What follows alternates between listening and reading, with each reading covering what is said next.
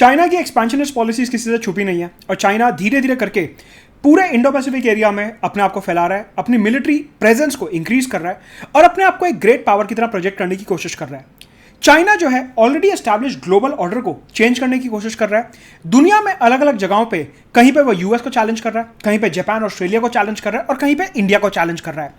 पूरे Indo Pacific area में China जो है अपना नियो कॉलोनियल एक्सपेंशन इंक्रीज कर रहा है और उसमें वो अपनी नई नई कैपेसिटीज ऐड करता जा रहा है। इसी पॉलिसी के अंदर कि चाइना अपने आप को दुनिया की एक सर्वश्रेष्ठ पावर की तरह प्रोजेक्ट करना चाहता है, चाइना ने रिसेंटली एक नया एयरक्राफ्ट कैरियर निकाला है जिसका नाम है फूजियान। एयरक्राफ्ट कैरियर क्या होता है? एयरक्राफ्ट कैरियर बेसिकली एक ऐसा शिप होता है जिसके ऊपर आप हवाई जहाज कैरी कर सकते हैं। यूजुअली क्या होता है कि अगर आपको हवाई जहाज अपना उड़ाना है तो आप अपने देश से उड़ाओगे कहीं दूर तक। एयरक्राफ्ट कैरियर एक ऐसा शिप होता है जिसके ऊपर एयरक्राफ्ट आप उड़ा सकते हो और समंदर के बीच में से भी कहीं से भी एयरक्राफ्ट या तो वहां से टेक ऑफ कर सकता है या लैंड कर सकता है।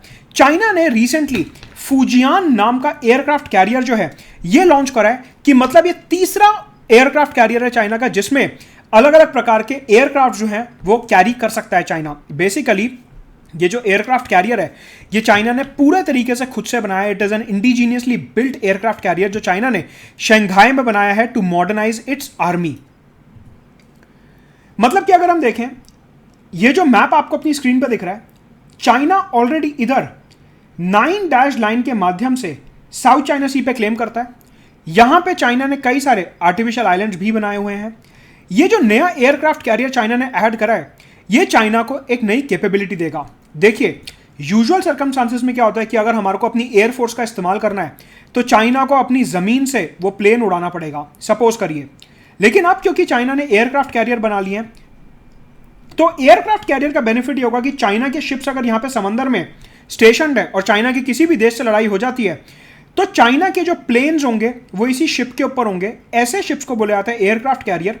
मतलब कि चाइना के जो प्लेन्स होंगे वो लड़ाई की जगह पे ही उड़ पाएंगे और चाइना की जो पीपल्स लिबरेशन आर्मी है जिसे पीएलए भी बोला जाता है उनको काफी ज्यादा यहां पे स्ट्रेंथ मिलेगी। मतलब कि सपोज करिए यहां पे चाइना और यूएस की आपस में लड़ाई हो जाती है तो यहां पे जो चाइना के प्लेन्स हैं उन्हें इधर शंघाई से और इधर बीजिंग से उड़ के नहीं आना पड़ेगा, बल्कि चाइना के जो एयरफोर्स के प्लेन्स होंगे वो शिप के ऊपर ही मौजूद होंगे। बेसिकली आप ये समझिए कि जो एयरक्राफ्ट कैरियर होता है एक देश को मजबूती देता है समंदर के अंदर। बेसिकली जो इनकी नेवी है उसको और ज्यादा स्ट्रेंथन करता है कि नेवी के पास अपने नेवल हथियारों के अलावा हवाई जहाज भी हैं दुश्मन से लड़ने के लिए। तो अगर समंदर में आपको अपनी पावर प्रोजेक्ट करनी है, समंदर में अपनी पावर इंक्रीज करनी है तो एयरक्राफ्ट कैरियर एक बहुत अच्छा तरीका है अपनी पावर को एक्सटेंड करने का, अपनी पावर को आगे बढ़ाने का। इसी पावर को आगे बढ़ाते हुए चाइना ने अपना तीसरा एयरक्राफ्ट कैरियर लॉन्च करा है फूजियान के नाम से, जो चाइना ने खुद बनाया है। इससे पहले चाइना के पास 2 एयरक्राफ्ट कैरियर और थे जिसमें एक था लियाओनिंग और एक था शैंडोंग। लियाओनिंग और शैंडोंग जो हैं ये यूएसएसआर के ज़माने के एयरक्राफ्ट कैरियर थे और चाइना ने यूएसएसआर का मॉडल कॉपी करके ये दोनों एयरक्राफ्ट कैरियर बनाए थे, लियाओनिंग एंड शैंडोंग। लेकिन ये जो तीसरा एयरक्राफ्ट कैरियर चाइना ने रिसेंटली लॉन्च करा है फूजियान के नाम से, ये चाइना ने पूर्ण रूप से खुद बनाया है और इसमें रशिया की कोई मदद नहीं ली गई है। इस एयरक्राफ्ट कैरियर की सबसे खास बात यह है कि यहां पे इलेक्ट्रोमैग्नेटिक कैटापुल्ट्स हैं। इलेक्ट्रोमैग्नेटिक कैटापुल्ट्स, आप अगर अपनी स्क्रीन पे ये इमेज देख पा रहे हैं, मैं इसको थोड़ा सा जूम कर देता हूं तो आप देख रहे होंगे कि ये एयरक्राफ्ट है और एयरक्राफ्ट के आगे यहां पे आपको एक चमकती हुई पट्टी दिख रही होगी। ये जहां पे मेरा माउस का पॉइंटर घूम रहा है यहां पे आपको एक चमकती हुई पट्टी दिख रही होगी। आपको दिख रहा होगा कि ये नॉर्मल सड़क से अलग है। ये जो एक पट्टी देख रहे हो आप, मेटालिक सी चमकती हुई पट्टी, ये जो साइड में काली सड़कें बनी हुई हैं, ये जो साइड में काली सड़कें बनी हुई हैं, इन काली सड़कों से अलग है ये मेटालिक पट्टी जो आपको चमकती हुई दिख रही है। बेसिकली इस पूरी पट्टी के अंदर करंट दौड़ता है और प्लेन जो जब टेक ऑफ करेगा या लैंडिंग करेगा इस पट्टी के ऊपर उसके टायर रन करेंगे, जिससे कि इलेक्ट्रोमैग्नेटिक्स यूज करके इस पट्टी के ऊपर प्लेन जो है स्मूथली दौड़ सके, स्मूथली टेक ऑफ कर सके और स्मूथली लैंड कर सके। यूजुअली जब प्लेन नॉर्मल सड़क के ऊपर भागता है, टेक ऑफ या लैंड करता है तो उसमें थोड़ी सी डिस्टर्बेंस होती है। लेकिन अगर हम उसको इलेक्ट्रोमैग्नेटिक्स के जरिए उड़ाने की या लैंड करने की कोशिश करें तो वो ऑपरेशन काफी स्मूथली हो जाता है, प्लेन को एक्सेलरेशन भी काफी अच्छे से मिलता है। तो चाइना ने इलेक्ट्रोमैग्नेटिक कैटापुल्ट का इस्तेमाल करा है अपनी इस फूजियान एयरक्राफ्ट कैरियर में, सो दैट उसके प्लेन्स का टेक ऑफ और लैंडिंग एक्सेलरेटेड तरीके से हो, तेज तरीके से हो और काफी स्मूथली हो। तो चाइना ने टेक्नोलॉजी का काफी भरपूर इस्तेमाल करा है इस फूजियान में, जो अभी तक इंडिया के एयरक्राफ्ट कैरियर्स में मौजूद नहीं है। तो इस टाइप का जो इलेक्ट्रोमैग्नेटिक कैटापुल्ट है, ये चाइना के प्लेन्स को और ज्यादा एडवांटेज देगा समंदर में। जब वो इंडो पैसिफिक एरिया में तैनात किए जाएंगे तो चाइना के प्लेन्स को और ज्यादा एडवांटेज मिलेगा कि इलेक्ट्रोमैग्नेटिक कैटापुल्ट के जरिए वो काफी स्मूथ तरीके से टेक ऑफ और लैंडिंग कर पा रहे हैं। लेकिन चाइना फूजियान पर ही नहीं रुक रहा।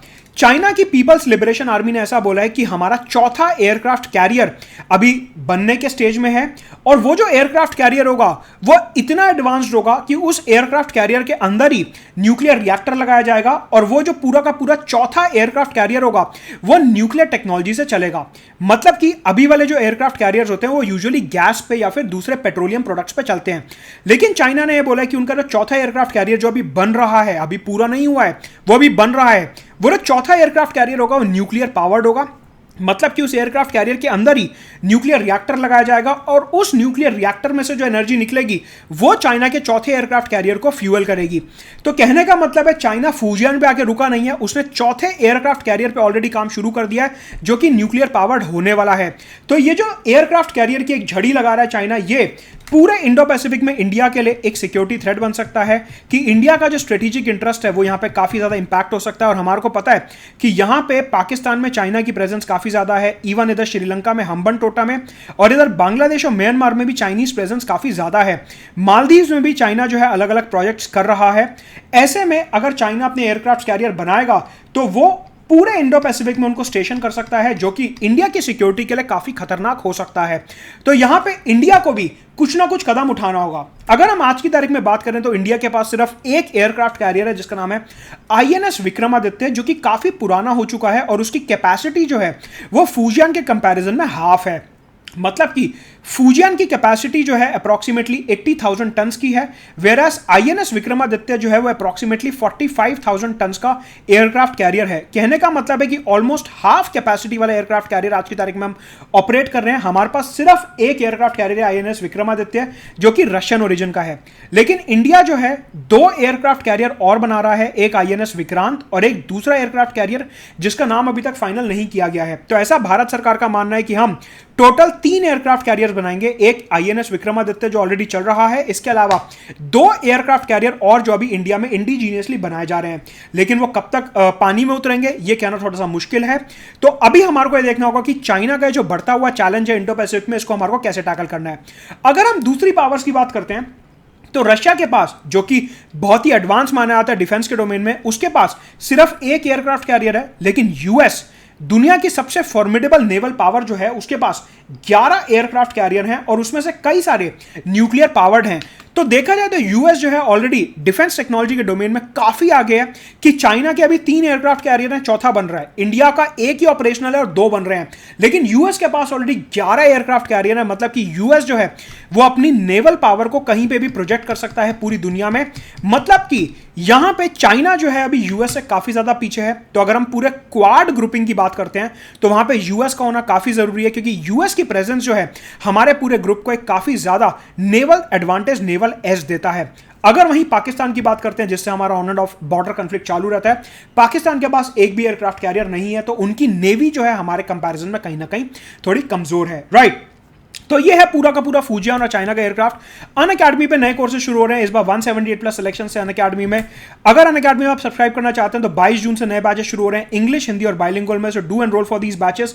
कंप्लीट कोर्सेज हैं प्री मेंस और इंटरव्यू के पॉइंट ऑफ व्यू से। इसके अलावा मेंस आंसर राइटिंग, एस्से राइटिंग और ऑप्शनल टेस्ट सीरीज अब अवेलेबल है अनअकैडमी पे। साथ के साथ आर्टिकुलेट मैगजीन जो है हमारी, इसको जरूर एनरोल करिए बेस्ट करंट अफेयर्स कवरेज के लिए। साथ के साथ ऑप्शनल की कवरेज 5 जून से शुरू हो चुकी है।